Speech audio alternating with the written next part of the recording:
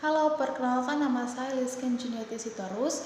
Saya mahasiswa Fakultas Hukum dari Universitas Istanbul.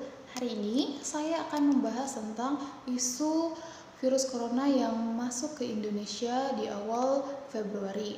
Kronologinya akan saya bahas di dalam wacana ini. Saya akan mulai dari kronologi awal pertama virus corona yang masuk ke Indonesia yang masih terus menghantui sejumlah warga negara di dunia.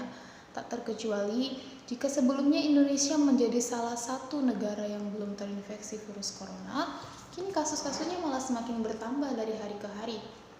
Awal pertama virus corona masuk ke Indonesia dimulai dari konfirmasi kasus pertama yang diumumkan oleh Presiden Jokowi pada Senin 2 Maret 2020. Kasus pertama virus ini langsung mengenai dua warga negara Indonesia yang dikarenakan kedua pasien sempat melakukan kontak dengan warga negara asing Jepang yang datang ke Indonesia. Menteri Kesehatan Terawan Agus Putranto menjelaskan, dari kedua pasien, salah satunya merupakan guru dansa. Pasien berusia 31 tahun ini lantas melakukan kontak fisik atau berdansa dengan warga negara asing Jepang. Kronologi lengkapnya dimulai pada tanggal 14 Februari 2020. Pasien terinfeksi virus corona berdansa dengan warga negara asing Jepang. Pasien berusia 31 tahun ini memang bekerja sebagai guru dansa dan warga negara asing asal Jepang ini merupakan teman dekatnya. Selang 2 hari, yakni 16 Februari 2020, pasien terkena sakit batuk dan kemudian melakukan pemeriksaan di rumah sakit terdekat. Namun saat itu, pasien langsung dibolehkan untuk rawat jalan atau kembali ke rumah. Namun, sakit yang dideritanya tidak kunjung sembuh hingga pada 26 Februari 2020, pasien dirujuk ke rumah sakit dan diminta untuk menjalani rawat inap.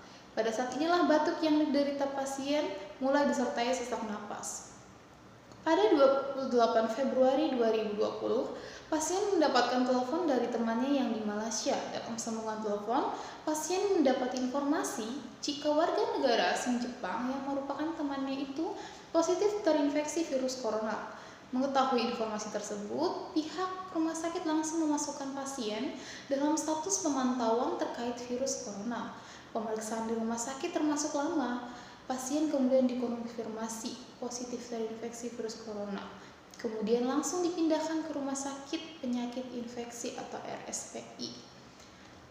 Warga negara asal Jepang yang menulari warga negara Indonesia tercatat sebagai pasien virus corona ke-24 di Malaysia. Berdasarkan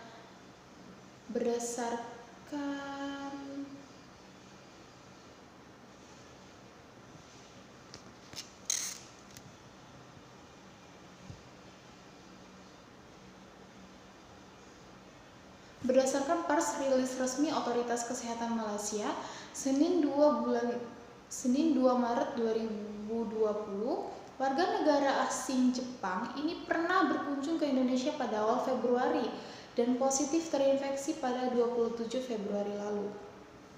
Menurut Direktur Jenderal Kementerian Malaysia, Nur Hisham Abdullah, pasien merupakan seorang wanita berusia 41 tahun.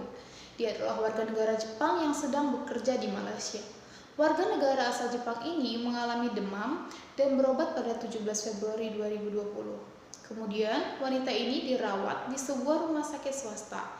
3 hari setelahnya, dia menjalani tes virus corona dan pada tanggal 27 Februari, ia menunjukkan dirinya positif terinfeksi virus corona.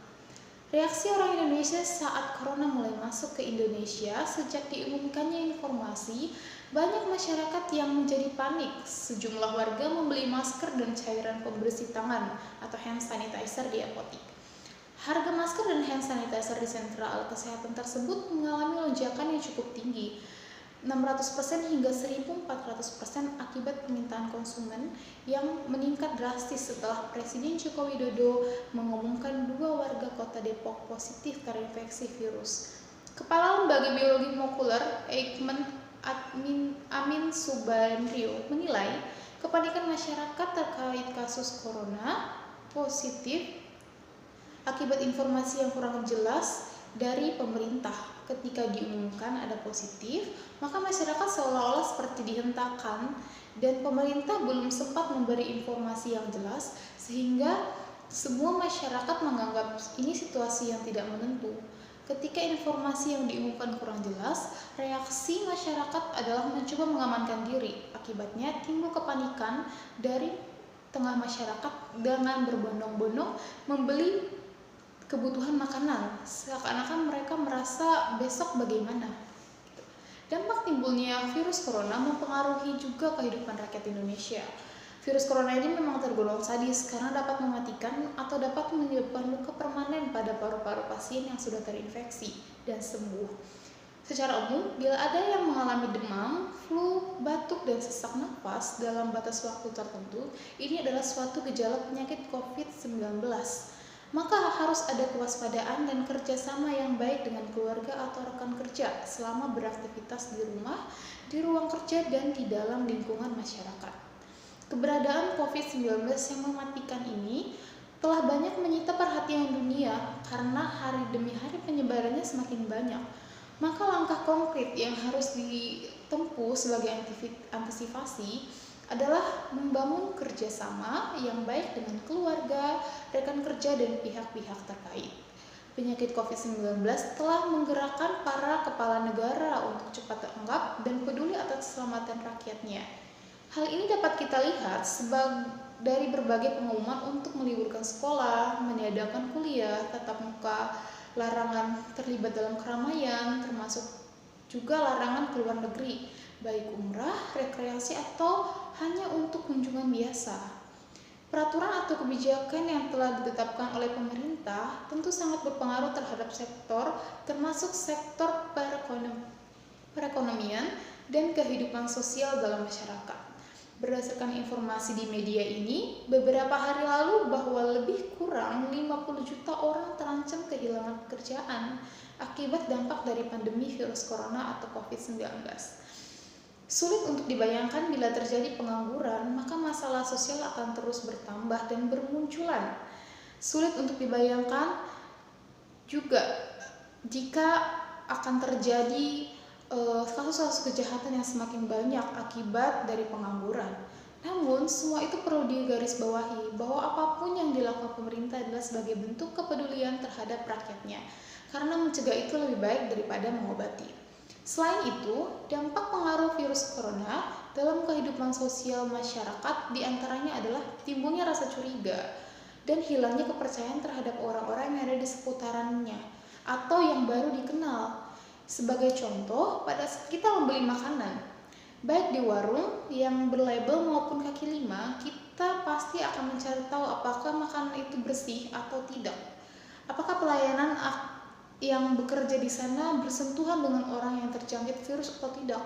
Atau adakah petugas atau pelayan yang mencuci tangan pada saat mengolah atau memproses makanan yang kita pesan atau tidak, sehingga timbul keraguan karena mereka tidak tahu. Pada saat kita berbincang atau berjumpa baik di lingkungan kantor maupun di lingkungan rumah dan dengan masyarakat setempat, kita pun enggan berjabat tangan. Namun situasi saat ini mengharuskan kita untuk menghindari berjabat tangan dan harus menjaga jarak 2 meter kurang lebih bila ingin berbicara dengan orang lain, apalagi orang yang tidak kita kenal. Untuk mematuhi imbauan dalam pertemuan atau rapat, mengharuskan kita memakai masker, tapi di sisi lain ada juga yang tidak menggunakan masker, bahkan batuk sembarangan. Hal ini tentu menimbulkan kecurigaan. Kita pun terkadang cepat menghindar. Masalah ini tentu akan membuat yang bersangkutan merasa tersinggung, apalagi kalau ada yang mengatakan bahwa itu corona. Rekan kerja tentu langsung meninggalkan atau menjauhinya. Di Indonesia sendiri, saat ini sudah banyak yang melakukan lockdown atau menghindari penyebaran virus corona. Dengan begitu, aktivitas warga akan beku dan menghambat perekonomian masyarakat Indonesia. Bayangkan saja, banyak pusat perkantoran yang harus menghentikan pelayanannya. Lalu bagaimana mereka akan melanjutkan perekonomian mereka? Pemerintah memberi solusi, yaitu WFH atau work from home. Artinya, semua aktivitas perekonomian kali ini harus dikerjakan di rumah dan hanya mengandalkan dunia online. Dengan adanya himbauan WFH ini atau work from home di dunia digital mengalami peningkatan yang sangat signifikan. Bagaimana tidak semua kegiatan masyarakat saat ini sudah banyak dilakukan secara online. Semua bisnis yang biasanya dilakukan di kantor atau di pusat perbelanjaan saat ini sudah banyak beralih ke dunia online. Penggunaan internet di dunia maupun Indonesia mengalami peningkatan yang sangat signifikan dengan adanya virus corona ini. Namun yang menjadi masalah adalah pelayanan dari setiap perusahaan telekomunikasi mengalami penurunan kinerja karena banyak perusahaan telekomunikasi yang meliburkan pekerja teknis lapangan di sana. Sehingga jika terjadi masalah jaringan di suatu daerah, pekerja teknis lapangan dari perusahaan telekomunikasi terkait tidak bisa dengan cepat menanganinya. Ada banyak informasi palsu di seputar virus corona yang beredar masif di tengah masyarakat. Berita hoax dibagi secara berantai dan melampaui kuantitas informasi dari otoritas resmi. Masyarakat yang termakan hoax cenderung abai pada protokol kesehatan yang dianjurkan. Akibatnya, korban makin terus berjatuhan. Sudah hampir setahun, sebagian masyarakat Indonesia berada dalam situasi yang tidak biasa, bahkan sebagai imbas pandemi COVID-19.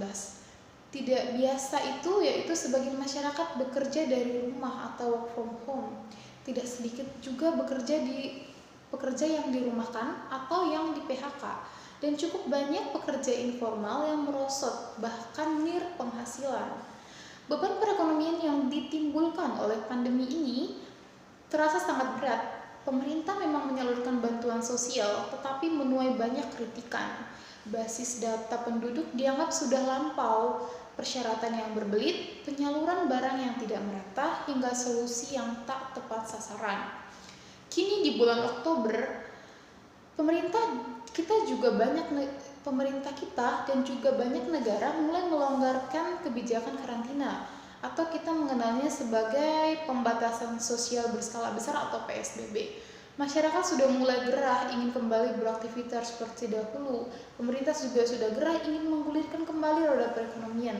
New normal adalah sebutan untuk hal ini. Masyarakat sudah mulai bosan menggunakan masker, tidak bisa selamanya mereka keluar. Dunia tempat kita berpijak sebenarnya masih sama dengan segala problematikanya, tapi pandemi ini telah memberikan kita waktu jeda yang cukup lama untuk mengingat apa yang sudah terjadi di masa pra-pandemi, untuk kemudian berbuat sesuatu yang lebih baik pasca pandemi. Wadahnya sama, tapi harapannya ada pada manusia untuk bersikap lebih baik. Oke, sekian untuk hari ini penjelasan dari saya tentang virus corona. Tetap waspada, tetap menggunakan masker apabila keluar rumah, dan tetap berdoa supaya kita selalu dijaga oleh Tuhan. Selamat sore.